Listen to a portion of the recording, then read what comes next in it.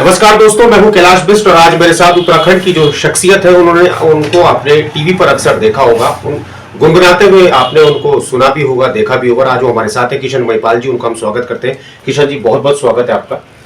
और 2000 में आपने प्रोफेशनल अपना करियर शुरू किया था, आज लगभग 24 साल हो गए हैं। तो कैसा ये करियर की शुरुआत आपकी हुई और किस तरीके से अब आप इस करियर को देखते हैं? शुरुआत कॉलेज टाइम से शुरुआत करी। उस समय ये नहीं मालूम था कि हम प्रोफेशनली या कॉमर्शियली इस लाइन में आएंगे। एक शौक था हम लोगों का और इन किन प्रकार वो शौक मतलब पूरा हो गया कि हम दिल्ली तक पहुंच गए, स्टूडियो तक, और गा लिए। उसके बाद सबसे बड़ा चुनौती ये थी हमारे पास कि गा तो लिया हमने, लेकिन मार्केट में इसको कैसे निकाले ना। हमारे पास कंपनियां थी, उसमें कैसेट का दौर था, कैसेट चलते थे टेप रिकॉर्डर में। तो हमने खुद ही अपने गोपेश्वर में टेप रिकॉर्डर में डाल के वो कैसेट को लोगों को सुनाया, खरीदो। उसमें 20-25 रुपए कैसेट बिकती थी। बस वो ओरे सांगली नाम से एल्बम निकाला और उसका जो वीडियोग्राफी हुआ था, महेश भट्ट जी थे हमारे साथ में, उनके अंडर में मैं काफ़ी कुछ सीखा, एडिट करना, कैमरा करना। तो उस समय उन्होंने जो पिक्चराइजेशन किया उस ओरे सांगली का, जो एडिट किया, वो मतलब था नहीं उत्तराखंड में कि कभी ऐसा कोई एल्बम आया, ना ही कोई कर सकता था उस दौर पर। तो लोगों को एक नया चीज़ लगा उसमें, एक अलग सा एक जो पिक्चराइजेशन। एक तो हमारे चमोली, बद्रीनाथ, माणा जो गांव है, उधर हमने वो शूट किया था। वहाँ तो लोकेशन किसी ने देखी नहीं थी, तो अद्भुत था वो लोगों के लिए। तो उसके बाद नेगी जी का फोन आ गया वो एल्बम देख के सीधे, माननीय नेगी जी हमारे। तो नेगी जी ने कहा कि भाई गाना तो अच्छा गा रहा है और वीडियो भी अच्छा। हमने हमारी एक कंपनी है, उसमें बात करो, और हमने बात रखी है, तुम जाओ, लखेड़ा जी रहेंगे वहाँ पे, बात करोगे। तो उसके बाद फिर उस हिमालयन नाम से हिमालयन कंपनी खोली थी नेगी जी और लखेड़ा जी, ऐसे शायद आपस में मिल के खोले थे। अभी तक मुझे पूरा संज्ञान में नहीं है, लेकिन नेगी जी का इन्वॉल्वमेंट था उसमें कंपनी में। तो मैं गया वहाँ पे, तो फिर हो जिया दूसरी कैसेट निकाली। तो उसके बाद से लगातार जो गुगुती, रानकेत राम ढोला या सुरीमा, वहाँ तक हिमालयन कंपनी में हमने 10 साल 11 साल मैंने उनको दिया, 8-10-11 साल। उसके बाद कैसेट बंद होना, कैसेट तो शुरुआत में 1-2 हो जिया, 2 एल्बम के बाद बंद हो गई थी। फिर सीडीओ का दौर चला। सीडीओ का दौर में जो है अच्छा चला, रानकेत राम ढोला, गुगुती वगैरह बहुत। लेकिन जो गाने हिट होते थे बहुत हिट हुए, रानकेत राम ढोला, श्याली बम्पाली और गुगुती विशेषकर। तो उस गुगुती रानकेत गाने ने मेरे को चमोली से बाहर निकाला कि पौड़े वाले में सब जानने लगे, टिहरी वाले, उत्तराखंड में सब जानने लगे कोई सिंगर है किशन महिपाल, और उसने गुगुती गाया। गुगुती गाने ने पीछे के गानों को दबा दिया था। लेकिन जब डिजिटल प्लेटफॉर्म आया, गुगुती को लोगों ने अपने अपने चैनल में डालना शुरू किया और मिलियंस व्यू होने लगे। तो तब जो है पूरा उत्तराखंड में ये हो गया कि यार कोई किशन महिपाल है जिसने गुगुती गाया। बाकी रानकेत राम ढोला और श्याली बम्पाली कोई नहीं जानता था। और जैसे जैसे समय गया, पायरेसी बढ़ती गई, गाने हिट होते गए, पायरेसी बढ़ती गई, कंपनियां 20 रुपए में बेच रही है और पायरेसी वाले 10 रुपए में बेच रहे, तो कंपनियों को नुकसान होना शुरू हो गया। फिर कंपनियां जो है हम पे लाखों रुपए लगाए और उनको 1000 रुपए भी ना मिले। मतलब अगर 1 लाख एक सिंगर पे लगाते हैं, उनको 30-40 हजार मिलता था बस, बाकी 70% नुकसान था उनका। तो ऐसे में करोड़ों रुपए डूब गए कंपनी के। कंपनी ने रामा ने बंद किया, टी सीरीज ने गवाना बंद कर दिया, और छोटे मोटे जो हिमालयन कंपनी ये थे, जो लोकल हमारी कंपनियां थी, वो तो उन्होंने तो बैठना ही था जब इतने बड़े लेवल पे कंपनियां बंद हो गई। फिर दौर आया, करें क्या। मतलब स्ट्रगल होता है, कोई भी काम है, आप हैं, हमारे कैमरामैन हैं, हमारे चाहे सिंगर हैं, चाहे डीएम है, चाहे एसडीएम है, कितने बड़े ओहदे पे हो, और या नेता है, कोई मुख्यमंत्री है, कोई प्रधानमंत्री, लेकिन स्ट्रगल तो आपका कहीं जाएगा नहीं मरते दम तक। अगर आपको करना है कुछ, तो वही स्ट्रगल हर लाइन में, हमारे लाइन में भी वो स्ट्रगल था। तो फिर 2015 में मैंने तो यूट्यूब चैनल अपना 2009 में ही खोल दिया था, क्योंकि मुझे पता था कि एक ना एक दिन डिजिटल मार्केट आएगा। तो मेरा चैनल, और इंडस्ट्री में किसी ने खोला नहीं था उसमें, मैंने बहुत लोगों को बोला, यहाँ तक कि मैंने कंपनी लखेड़ा जी को भी बोला कि सर आप डिजिटल खोल लीजिए, यूट्यूब के माध्यम से होगा आगे। लेकिन उन्हें नहीं, शायद उन्होंने मेरी बात का ऐसा नहीं, लेकिन मैंने खोल दिया था 2009 में, और मेरी शादी भी उस टाइम पे हुई थी 2009 में। तो खोल के आज मेरे को जो वो खोला उसका फल मेरे को 2015 में मिला, जब सारी कंपनियां बंद हो गई, हमको गवाना बंद किया, तो मैंने एक क्यों लड़िया गाना गाया और अपने चैनल में डाल दिया। तो मेरे 7-8 हजार सब्सक्राइबर थे 2009 से 2015 तक, 6 साल में। जी 7-8 हजार सब्सक्राइबर थे। लेकिन जैसे फ्योलड़िया मैंने डाला ऑडियो, मेरे सब्सक्राइबर सीधे 50-60 हजार चले गए एक ही साल में। और जब वीडियो डाला 1 साल बाद, तो आज मेरे 3.25 लाख सब्सक्राइबर। इसी की जरा 2 लाइन आप गुनगुना दीजिए। फ्योलड़िया ते देखी की ओंदी मन मां, तेरो मेरो साथ छयो पहलो जन्म, तेरो मेरो साथ छयो पहलो जन्म। तो ये 2015 तक का दौर था, और उसके बाद डिजिटल मार्केट चल ही रहा है और हम लोग आज भी स्ट्रगल करेंगे। अच्छा, घुघुती जो गाना था वो घुघुती का एक सिंबलाइज है, उत्तराखंड से जुड़ा हुआ, और कहीं ना कहीं लोगों की एक भावनाएं जुड़ी हुई है। उसको गाने का मन कैसे हुआ, क्या उसके बोल थे जरा? मैं एक्चुअली बचपन से उस गीत को सुनते आ रहा हूँ, जैसे दादी के मुंह से, हमारे जो माँ जी लोग हैं, जो गाँव के ताई लोग होते हैं, तो शुभ कार्यों में उसको, जैसे देवी का कार्य है, जैसे कई गीत हैं, मैं बताऊंगा अभी आपको। तो स्पेशली ये गीत मैंने बचपन में, बहुत छोटा रहूँगा मैं, कक्षा 6-7 में रहूँगा, शिशु मंदिर में पढ़ता था मैं, विद्या मंदिर शिशु मंदिर, 8 तक मैंने पढ़ाई में। उस दौर पे गांव की महिलाएं, बुजुर्ग महिलाएं जब शादी, आज तो डीजे में नाचते हैं सब लोग, तो उस दौर पे क्या होता था, डीजे तो केवल पंजाबी बजता था, दिलेर मेहंदी का, लेकिन गांव के लोगों को पसंद नहीं आता, तो वो चांचड़ी लगाते थे, और ये घुघुती चलती थी उस टाइम पे। केंगरे का झाला घुघुती, पांगरे का डाला घुघुती। फिर एक लाइन बुजुर्ग महिलाएं बोलते थे, फिर एक लाइन जो जेंट्स लोग हैं, और वो भी बुजुर्ग लोग, जवान लोग नहीं रहते थे चांचड़ी तक। फिर वो केंगरे का झाला, एक लाइन लेडीज, एक लाइन जेंट्स, तो ये रात भर चलता था। ले घूर घुरांदी घुघुती, ले घूर घुरांदी, तू क्या खाएगी, तुम तौली ना जाया घुघुती। तो एक लाइन को 4-4-5 बार रिपीट करते थे। आपने उसको फास्ट कर दिया?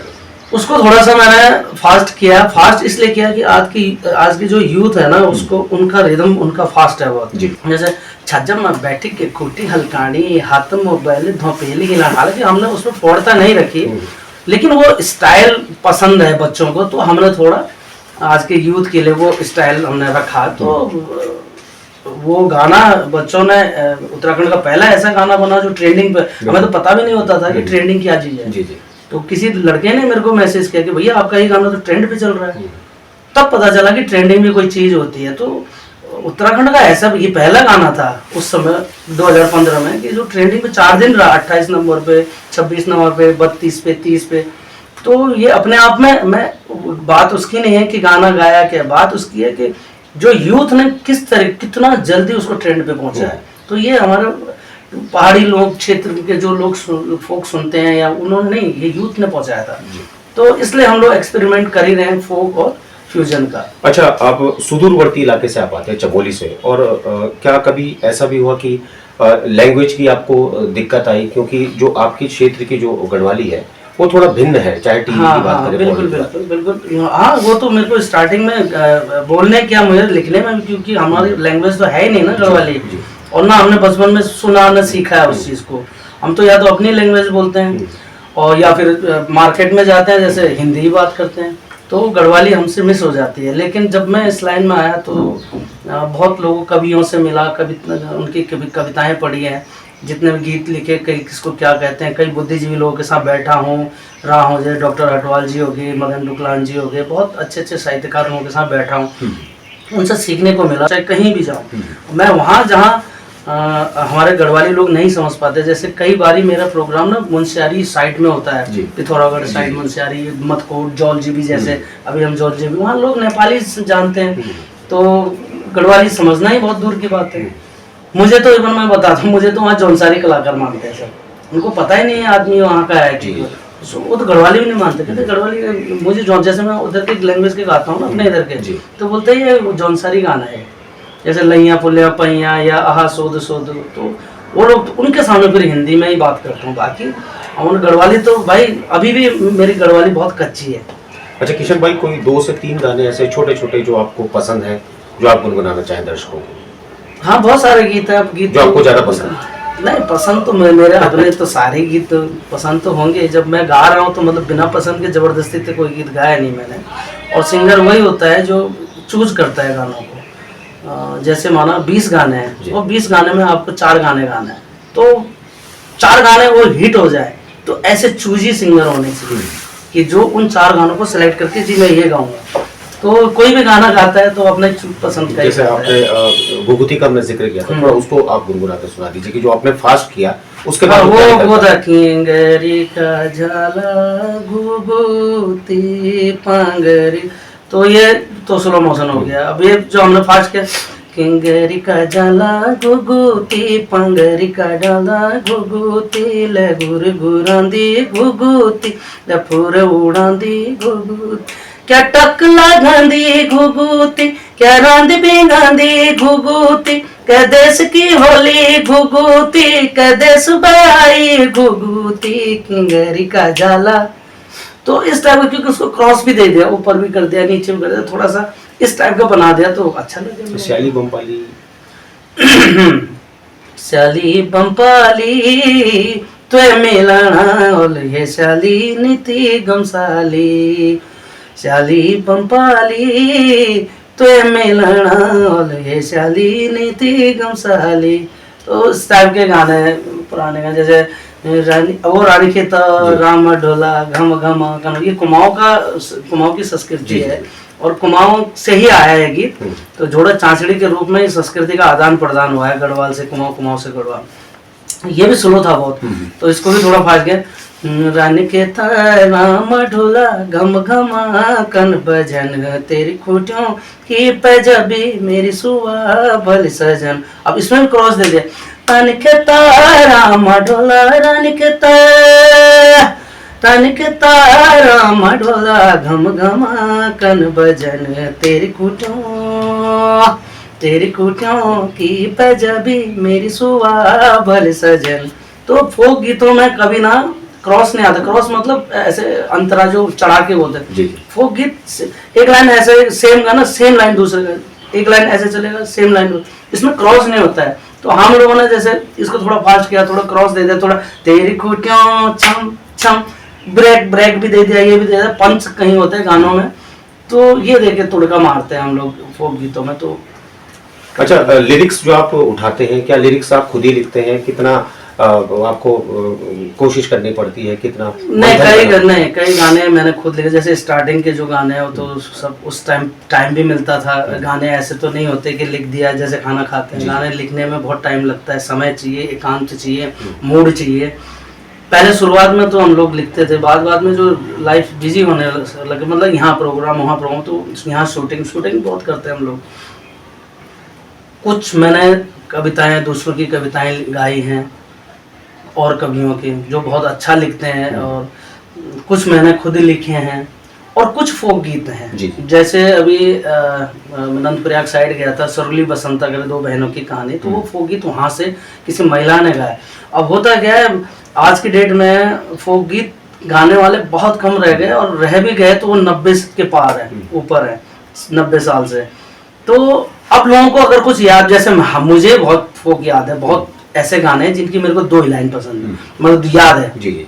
उसके बाद सापाचट, मतलब वहां गया वो लेने बहुत दीपहणी बदनी सरली बसंता ले दीपहणी पैरली झुमकी बसंता, तो ये गाना गा रहे थे एक महिला, तो मुझे बहुत अच्छा लगा। मैंने कहा पूरा गाओ, पूरा याद आता है। वो खाली 2 लाइन गाती, दीपहणी सरली बसंता, कुछ ऐसे ऐसे करके गा के मैंने मोबाइल में रिकॉर्ड किया, मैंने डाला भी है उसको स्टार्टिंग में कि इस महिला ने इस तरह के। उसके बाद तो कंप्लीट तो हमको करना है ना, 4 अंतरे भी लिखने हैं, म्यूजिक भी बनाना है, तो अंतरे फिर हम लोग खुद ही लिखते हैं। फिर हम लोग जैसे अब घुघुती वाला गाना, किंगारी का जाला घुघुती पांगारी का डाला, तू कब बसेंगे, तो कितना बस, उसके बाद तो था नहीं कुछ हमारे पास। तो घुघुती स्टडी यही करी कि घुघुती के, फिर कहीं किताब में घुघुती के बारे में पढ़ा, कहीं इधर पढ़ा, डॉक्टर हटवाल जी ने चांचड़ी जमा को एक बुक निकाल रखी, उसमें पढ़ा, फिर तब हमने इधर से कुछ ऐसे मैड मसाला मिक्स करके। तो घुघुती क्या करते हैं, जीरा खनती है, जीरा के खेत में ज़्यादा जाती है, मालू के झाल में ज़्यादा बैठती है, वहाँ झाल में वो तो हमने इस टाइप का फिर उसको घुगुती पे रिसर्च किया कि भाई वो क्या खाती है, खोने ना खाया घुगुती, जिरवाड़े ना जाया घुगुती, तो उसे मारते भी है लोग बंदूक से मार के खाते भी हैं उनको। तो ये तब पता चला अच्छा इतनी चीजें होती, फिर उसको गीत के रूप में पिरो के हमने पेश किया। तो ये लिखना भी हमारा काम है। और क्या मतलब किसी की चीज में हम लोग ऐसा नहीं लिखते हैं कि यार लाइन पूरी करो, श्याली बमपाली गा दिया तो बस। श्याली बमपाली गाया तो श्याली बमपाल बम्पा गांव की है, किशन महिपाल माड़ा गांव का, उन दोनों का प्रेम प्रसंग है। तो वो जो सुपा भरी गौत सुबह या घाम उड़ी के धारे चली, तो ये सोच होती है। और एक सिंगर वही होता है जो लिरिसिस्ट वही होता है जो अच्छे किसी उसको शब्द को, मतलब एक हमने बचपन में पढ़ा था गाय के ऊपर निबंध लिखो। तो गाय के ऊपर निबंध लिखो तो गाय में क्या क्या खूबियां हैं, क्या क्या गाय में, तो सेम हमने इस शब्द को घुगुती ले लिया। यार रानखेत राम डोला गाना क्या होना चाहिए उसमें, यार सरुली बसंत है, अब दो बहनों की कहानी है तो हम क्या दर्शा सकते हैं उस बहनों की कहानी में अपने को। तो इस सब्जेक्ट पे हम लोग कितना ब्रॉड सोच सकते हैं और विस्तार से सोच के उसको संक्षिप्त में करना। फिर पहले तो बहुत सोचेंगे, फिर उसको पूरा लिख के फिर उसे बहुत काम होता है। और वही अच्छा लिरिसिस्ट होता है जो एक दो लाइन में पूरी चीज का व्याख्या बता दे। अच्छा, जिस तरीके से उत्तराखंड को हम देवभूमि कहते हैं और फोक बहुत है यहाँ पे, लेकिन फोक के जानकार बहुत कम है, तो आपको लगता है कि फोक के रूप में जो आप काम कर रहे हैं उसको आगे आना चाहिए गानों के माध्यम से? होना चाहिए। देखो फोक तो खैर पूरा ही हमारा उत्तराखंड तो कहीं भी जाइए, जैसे खान पान से लेकर आपका संस्कृति से खाली गाने बजाने में नहीं है, बहुत सारी चीजें ऐसी हैं जहाँ आप नंदाराज जात में गए होंगे तो जिन जिन गांव से गुजरते गए वहाँ की अलग कहानी है। मैं जब मुंशियारी साइड मिल्लम साइड गया तो वहाँ की अलग कहानी है। तो इन चीज़ों को संरक्षण संवर्धन की जरूरत है। वहाँ की वेशभूषा, वहाँ का खान पान, वहाँ की जड़ी बूटियाँ, जो आज यहाँ एलोपैथी आप दवाई खा रहे हो तो वो जड़ी बूटी से सही हो सकते हैं, लेकिन नहीं आप एलोपैथिक ही खा रहे हो और बीमार हो रहे हो, किडनी खराब कर रहे हो। ये चीज सरकार का काम है सोचना कि हमारे यहाँ क्या संपदा है, वन संपदा है। पानी देखिए ना, हमारे यहाँ नदी नाले देखिए, क्या खाली डैम ही तो बन रहे हैं, लेकिन अब फिर भी हम लोग 20 रुपए का बिस्लरी पी रहे हैं क्योंकि यहाँ चूने का पानी है। या आरओ लगाओ या फिर बिस्लरी का पानी पियो, जबकि हमारे पास इतना पानी है फिर भी हम 20 रुपए बोतल खरीद रहे हैं, बताओ। तो ये चीजें खाली संस्कृति नहीं है, खाली सांस्कृतिक धरोहर नहीं है, ये पूरी हमारी जो संपदा है, वेशभूषा, खान पान, ये सारे खत्म हो रहे हैं धीरे धीरे। देखिए माणा घाटी में कैसे पहनते हैं, इधर कैसे कहाँ, अब आजकल के आप देहरादून में किसी फंक्शन पार्टी में जाओ, कोई दिखेगा ऐसे ड्रेस में? नहीं दिखेगा। आप धारचूला की ड्रेस देखिए, आप मुंशियारी की ड्रेस देखिए, वहां जाओ ना वहां मिलेगा, यहाँ कुछ नहीं। अब जो वहाँ के लोग यहाँ है आज उसको पहन के मार्केट नहीं, पलटन बाजार नहीं जा सकते क्योंकि उन्हें शर्म गया, उन्हें देख रहे लोग, फैंसी कंपटीशन तो नहीं हो रहा है। तो एक वो बन के रह गई है ना, एक मजाक बन के रह गया हमारा जो धरोहर है, जो हमारी खान पान। या आज खान पान जो हम लोग वहाँ खाते हैं आज यहाँ खा नहीं सकते, यहाँ खाएंगे तो अटैक पड़ जाएगा हमको, क्योंकि जो खान पान हुआ है उसके लिए वर्कआउट भी उतना चाहिए। ऐसा क्या हो सकता है कि जैसे हम वहाँ का जैसे ये कोदा है, झंगोरा है, तो आदमी यहाँ खाने को आज तैयार है। मैं खुद चावल, अभी मैं किसी भाई से बोल रहा था कि मुझे लाल चावल खाना है, लेकिन यहाँ उपलब्ध नहीं है, और जहाँ उपलब्ध है वहाँ 180 रुपए किलो है। तो मुझे पसंद तो वही है, लेकिन मजबूरी मेरे को खाना, क्योंकि सरकार ने हमारे लिए सुविधा नहीं करी ना, सरकार को वहां से इम्पोर्ट करके सस्ते में भेजना चाहिए यहाँ पे। अच्छा, इसके सरकार का आपने जिक्र किया, आप आज एक अच्छे मुकाम पर हैं और कई ऐसे कलाकार हैं जिनकी शिकायत रहती है सरकार से कि मदद नहीं करती, तो क्या कुछ ऐसा है, क्या कुछ चैलेंजेस होते हैं ऐसे? देखो सरकार ने क्या मदद करना, सरकार से मदद की, सरकार किसी की मदद नहीं करती। सरकार केवल अपने बारे में, कोई भी सरकार आए, बीजेपी आए, कांग्रेस आए या कोई और अन्य दल आए या कोई नेता है, वो सब अपने बारे में सोचते हैं, जनता के बारे में नहीं सोचते कुछ। लेकिन जनता के बारे में ये कलाकारों को ये सोचना चाहिए कि सरकार पे, आप सरकार को ना बोल सकते हो कि भाई जो आपने रखा है, जैसे बीच में मानदेय की बात हुई थी संस्कृति विभाग को लेके, या संस्कृति विभाग कोई छलावा करता है कलाकारों के साथ। अभी बीच में कोई नरेंद्र रोथाण भाई हैं, उन्होंने संस्कृति विभाग के खिलाफ आवाज उठाई, मंजू सुंदरियाल है उन्होंने, मैंने भी उठाया था।